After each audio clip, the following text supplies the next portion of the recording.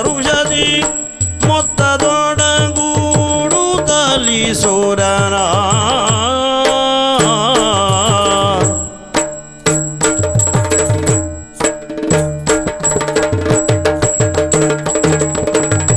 ಇತ್ತು ಓಲಾಗ ಮೆರೆದಿರಲು ಇತ್ತು ಓಲಾಗ ಮೆರೆದಿರಲು ಸ್ವಸ್ಥನಾಗಿ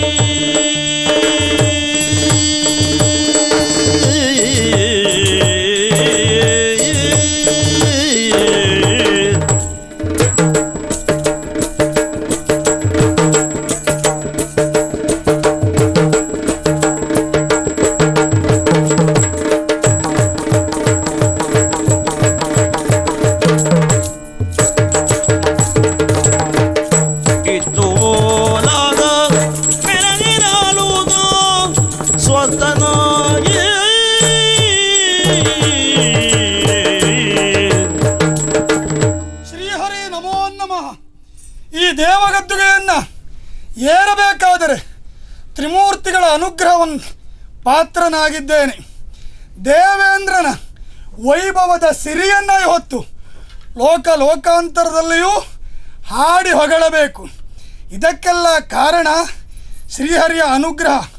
33 ಕೋಟಿ ದೇವತೆಗಳಿಗೆ ಹೊತ್ತು ಅಧೀಶನಾಗಿ ಪವಿತ್ರವಾದಂತಹ ದೇವಗದ್ದುಗೆಯನ್ನು ಏರಿ ಅನುಭೋಗಿಸುತ್ತಾ ಬಂದಿದ್ದೇನೆ.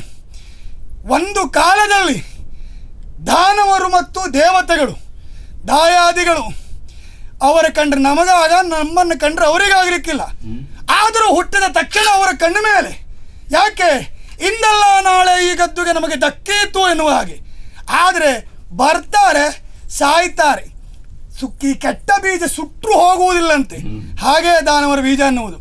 ಏನು ಮಾಡಲಿಕ್ಕೂ ಶ್ರೀಹರಿಯ ಅನುಗ್ರಹದಿಂದ ಎಲ್ಲವನ್ನೂ ಪರಿಹರಿಸಿಕೊಂಡು ಇವತ್ತು ನಿಶ್ಚಿಂತೆಯಿಂದ ಬದುಕುತ್ತಾ ಇದ್ದೇನೆ. ಆದರೆ ಓಲಗವನ್ನಿತ್ತಂತ ಈ ಒಂದು ಸುಸಮಯದಲ್ಲಿ ಯಾರೋ ಆ ಕಡೆಗೆ ಹರನುಗ್ರ ತೇಜ ಭಾಸ್ಕರ ಬರೆಗಂಡು ಸುರಭ ಭಕ್ತಿಯಲ್ಲಿ ವರಮುನಿ ಬಗಾಸನವನಿತ್ತು ನಮಿಸುದಲಿ ದಿವ್ಯ ಚರಣ ದರ್ಶನ ಭಾಗ್ಯವೆನಲು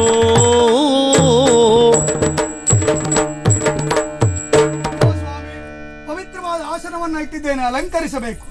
ಒಳ್ಳೆಯದಾಗಲಿ. ಇದೋ ನಿಮ್ಮ ಪಾದವನ್ನ ತೊಳೆದು ಜಲವನ್ನ ಸ್ವೀಕರಿಸಿದ್ದೇನೆ ತೀರ್ಥವೆಂದು. ಪ್ರಸಾದವನ್ನ ಮುಡಿಗೇರಿಸಿಕೊಂಡಿದ್ದೇನೆ. ನಿಮ್ಮ ಹಶುತೃಷೆಗಾಗಿ ಹಾಲು ಹಣ್ಣನ್ನ ಇರಿಸಿದ್ದೇನೆ. ಯಾವ ಸಂಕೋಚವೂ ಇಲ್ಲದೆ ಎಲ್ಲವನ್ನೂ ಸ್ವೀಕರಿಸಬೇಕು. ಜೊತೆಗೆ ಮಾಡುವಂತಹ ಈ ಉಪಚಾರದಲ್ಲಿ ಏನಾದರೂ ನ್ಯೂನ್ಯತೆ ಉಂಟು ಅಂತಾದ್ರೆ ಕ್ಷಮಿಸುವಂತವರಾಗಬೇಕು ಸ್ವಾಮಿ. ಕ್ಷಮಿಸಿದ್ದೇನೆ. ಅಯ್ಯ, ಅಮರಾಧಿಪತಿ ನಿನಗೆ ಕುಶಲವೇನೈ, ಅಮರಾಧಿಪತಿ ನಿನಗೆ ಕುಶಲವೇನೈ, ಸರ್ವ ಸುಮನ ಸರುಪದುಳಿಗಳೇ ಬೇಳು, ಸರ್ವ ಸುಮನ ಸರುಪದುಳಿಗರೆ ಬೇಳು, ರಮೆಯ ರಮಣನನುಗ್ರಹವೆಂದು, ರಮೆಯ ರಮಣನನುಗ್ರಹವೆಂದು ನಿಮಗೀಗಲೇನು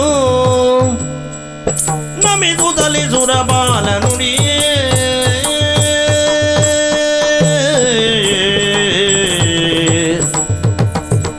ಅಯ್ಯ ದೇವೇಶ ಸ್ವಾಮಿ ದೂರ್ವಾಸರೇ, ದೇವತೆಗಳು ಯಾವತ್ತೂ ಸುಖಿಷ್ಟರು ಅನ್ನುವುದನ್ನ ಲೋಕ ತಿಳಿದುಕೊಂಡದ್ದು. ಆದರೂ ಸುಖದಲ್ಲೇ ಕಷ್ಟ ಇರ್ತದೆ ಅನ್ನುವುದು ಕೆಲವೊಮ್ಮೆ ನೀವು ಅನುಭವಿಸಿದಂತ ಪ್ರತ್ಯಕ್ಷ ದರ್ಶನ. ಹೌದು, ರಾತ್ರಿ ಕಳೆದ ಮೇಲೆ ಹಗಲು ಬಂದ ಹಾಗೆ, ಹಗಲು ದಾಟಿದ ಮೇಲೆ ರಾತ್ರಿ ಬಂದ ಹಾಗೆ. ಹಾಗೆಯೇ ಆದರೂ ನಿನ್ನಲ್ಲಿ ವೈಚಾರಿಕತೆಗೆ ಅನುಗುಣವಾಗಿ ಕೇಳ್ತಾ ಇದ್ದೇನೆ. ಏನು? ದೇವತೆಗಳಾದ ನೀವೆಲ್ಲವರು ಕ್ಷೇಮಿಗಳೇ. ತಮ್ಮಂತವರ ಅನುಗ್ರಹದಿಂದ ಸುಕ್ಷೇಮದಿಂದಿದ್ದೇವೆ. ಶ್ರೀಹರಿಯ ಅನುಗ್ರಹ ಸದಾ ತಮ್ಮ ಮೇಲೆ ಇರಬೇಕಲ್ಲ. ಹಾಗಾಗಿ ನಿಮಗೆ ನೋವು ಅನ್ನುವುದು ಬರ್ಲಿಕ್ಕಿಲ್ಲ ಅಂತ ಭಾವಿಸ್ತಾ ಇದ್ದೇನೆ.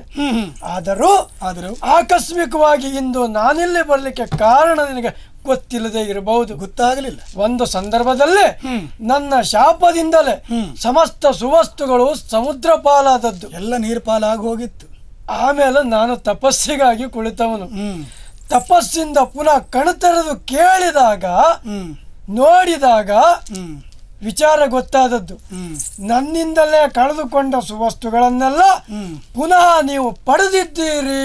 ಹೌದು, ಪುನಃ ಪಡೆದುಕೊಂಡಿದ್ದೇವೆ ಅನ್ನುವುದನ್ನ ಕೇಳಿದೆ. ಶ್ರೀಹರಿ ಅನುಗ್ರಹ. ಹಾಗೆಯೇ ಆ ಪಡೆದಂತ ವಸ್ತುಗಳು ಆಗ ಹೇಗಿತ್ತು ಈಗ ಹಾಗೇ ಇದೆಯೇ ಅನ್ನುವುದನ್ನ ನೋಡಿಕೊಂಡು ಹೋಗುವ ಆಸೆಯಿಂದ ಎಲ್ಲವೂ ಬಂದು ಸೇರಿದೆಯೋ ಅನ್ನುವ ಆಸೆಯಿಂದ ಬಂದವ. ಅದಕ್ಕೊಂದು ಅವಕಾಶ ಸಿಕ್ಕೀತೆ. ಖಂಡಿತವಾಗಿಯೂ ಇದು ನನ್ನ ಭಾಗ್ಯ ಅಂತ ನಾನು ಭಾವಿಸಿಕೊಳ್ಳುತ್ತೇನೆ. ಸುವಸ್ತುವನ್ನೆಲ್ಲವನ್ನು ತೋರಿಸುವ ಜೊತೆಗೆ ನಮ್ಮ ನಂದನವನದ ಸಿರಿ ಹೇಗುಂಟು ಅದನ್ನು ನೋಡಬೇಡುವ. ಹೌದು, ಬನ್ನಿ. ಆಯ್ತು. ಹೌದು.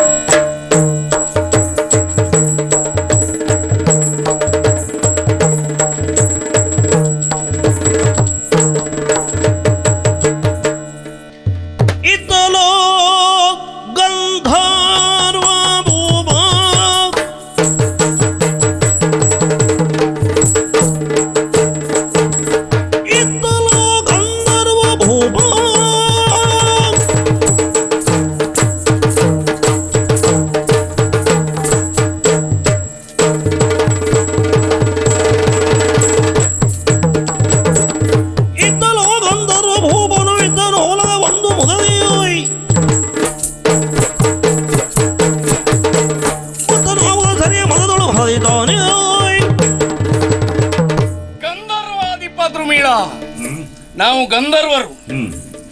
ಕೇಳಿರಬಹುದು ನೀವು, ಯಾವ ಗಾನವೂ ಗಂಧರ್ವ ಗಾನಕ್ಕೆ ಸರಿಸಮಾನವಲ್ಲ. ಕಿವಿಗೆ ತಂಪಾಗಬೇಕು, ಮನಸ್ಸಿಗೆ ಆನಂದ ಸಿಗಬೇಕು, ಗಂಧರ್ವ ಗಾನ ಅಂತ ಹೇಳಿದ್ದಾರೆ. ಅಂತ ವಿಶೇಷತೆ ಗಂಧರ್ವರಲ್ಲಿದೆ. ಈ ಗಂಧರ್ವರಿಗೆ ಒಡೆಯ ನಾನು. ಹಾಗೆ ನಮ್ಮದೊಂದು ಕ್ರಮ ಉಂಟು. ಎಲ್ಲಿಗೆ ಗೌರವ ಕೊಡಬೇಕೋ ಅಲ್ಲಿಗೆ ಕೊಡ್ತೇವೆ. ನಮ್ಮನ್ನೆಲ್ಲ ಆಳುವ ದೇವೇಶನಿಗೆ ಆಗಾಗ ಗೌರವ ಕೊಡ್ಲಿಕ್ಕುಂಟು. ಇತ್ತೀಚೆ ಕೆಲವು ದಿವಸ ಆಯ್ತು ಹೋಗದೆ. ಇವತ್ತು ಹೋಗಿ ನೋಡಿ ವಂದಿಸಿ ತಿರುಗಿ ಮತ್ತೆ ಬರ್ತೇನೆ. ನಡೀತೇನೆ.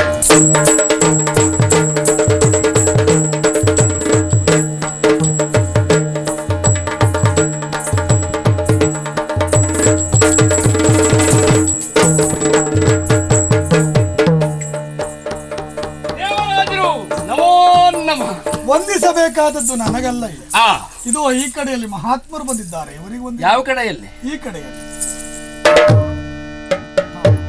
ಇವರಿಗೆ ವಂದಿಸಬೇಕು. ಮೊದಲು ಯಾರು ವಂದಿಸುವುದು? ನಾವು ನಾವು ನಾವು ಹಿಂದೇಶ ಕುಂದಲೆ ಗೀಟಿಯ ಶಾಪವ ಅಂದ ಕಾರಣದಿ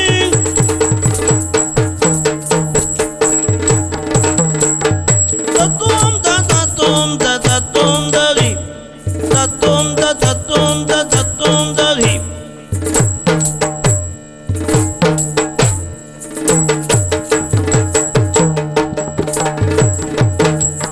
ಹಿಂದೆ ಶಕುಂತಲೆಗಿತ್ತಿಯ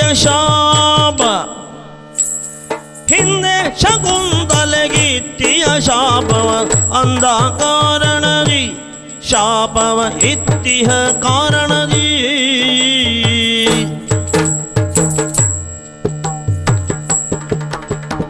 ಇಂದಿ ಸುಧೆ ಕುಡಿದಿಯ ದೇವತೆಯರು ನಾವು ಇಂದಿ ಸುಧೆ ಕುಡಿದಿಯ ದೇವತೆಯರು ನಾವು ಬಡವಗೆ ನಮಿಸಲುಂಟೆ, ಇನ್ನು ಬಡವಗೆ ನಮಿಸಲುಂಟೆ.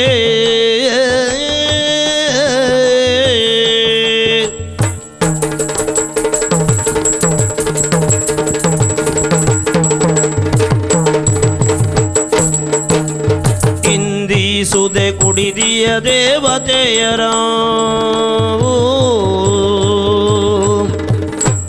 ಬಡವಗೆ ನಮಿಸಲಿಗುಂಡೆ, ಈ ಬಡವಗೆ ನಮಿಸಲು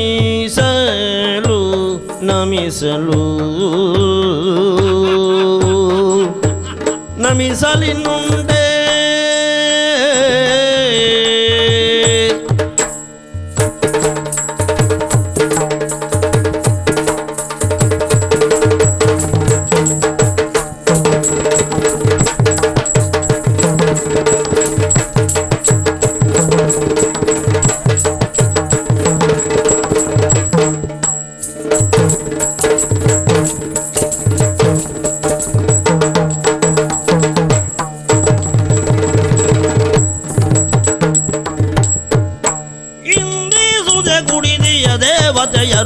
ನಮಿಸಲಿಗಿನ್ನುಂಡೆ.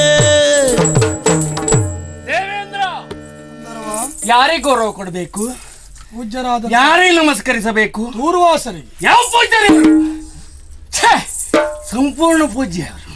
ಅಂದ್ರೆ ಪೂಜ್ಯಕ್ಕೆ ಎರಡು ಅರ್ಥ. ಹಾ ಒಂದು ಪೂಜನೀಯರು, ಹೌದು. ಇನ್ನೊಂದು ಶೂನ್ಯ. ಅಂದ್ರೆ ನಮ್ಮ ದೃಷ್ಟಿಯಲ್ಲಿ ಅಷ್ಟೇ. ಕೇವಲ ಗಡ್ಡ ಬಿಟ್ಟ ಕ್ಷಣ, ಹ್ಮ್ ಕೈಯಲ್ಲಿ ದಂಡ ಹಿಡಿದ ತಕ್ಷಣ, ಹ್ಮ್ ಜಪಮಾಲ ಧರಿಸಿದ ಕಾರಣ ಹ್ಮ್ ಮುನಿವರಿಯಲ್ಲ ಹಾ? ಉಂಟ. ತಪಸ್ವಿಗಳು. ಏನು ತಪಸ್ಸುಗಳು? ಹಾ. ನಾಳೆ ನಾವು ತಪಸ್ಸನ್ನು ಆಚರಿಸಬಹುದು. ಹ್ಮ್ ಕೆಲಸ ಬೇರೆ ಇಲ್ವಾ?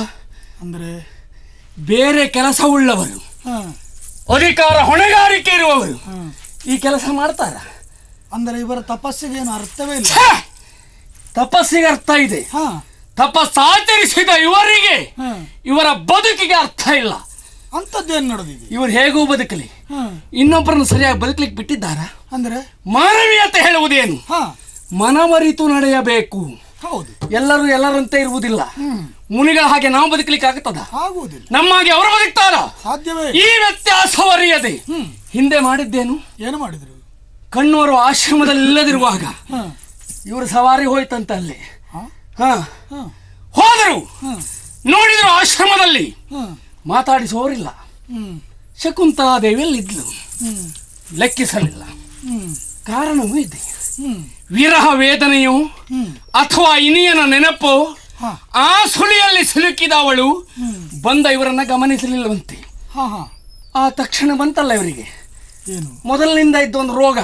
ಓ ಸಿಟ್ಟು. ಹೌದು, ಸಿಟ್ಟು ಬರುವ ರೋಗ. ಹಾ ಹಾ ಉಳಿದವರಿಗೆ ಸಿಟ್ಟು ಬಂದ ರೋಗ ಅಲ್ಲ ಇದು. ಹಾ ಹಾ ಇವರಿಗೂ ಅದೇ ಇರುವುದು. ಹ್ಮ್ ಜೀವನದಲ್ಲಿ ಇದ್ದದ್ದೇ ಅದು, ವಿಶೇಷವೇ ಅದು. ಹ್ಮ್ ದೂರ್ವಾಸರ ವಿಶೇಷ ಏನು? ಹ್ಮ್ ಕಿಡಿಗಾರುವ ಸಿಟ್ಟು ಬರುತ್ತದೆ. ಹ್ಮ್ ಪರಿಣಾಮ ಏನು? ಕೊಡುತ್ತಾರೆ ಶಾಪ.